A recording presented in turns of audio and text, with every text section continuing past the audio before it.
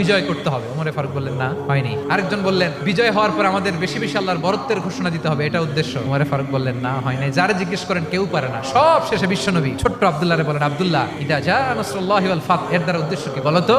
ছোট্ট আব্দুল্লাহ বলেন, হুয়া আজালু রাসূলিল্লাহ, এই আয়াত দ্বারা বিশ্বনবীর বিদায়কে উদ্দেশ্য নেওয়া হয়েছে। ওমরে ফারুক বলেন, হাযা হুয়া, এটাই তো সঠিক উত্তর, এটাই সঠিক তাফসীরে আয়াতের। কারণ ইদা জা নাসরুল্লাহি ওয়াল ফাত, যখন আল্লাহর সাহায্য আর বিজয় আসবে, ওয়া রাআইতান নাসা ইয়াদখুলুনা ফি দীনিল্লাহি আফওয়াজা, আপনি দেখবেন দলে দলে ঢলে ঢলে বানের পানির মতো মানুষ ইসলামের দিকে ঢুকতেছে।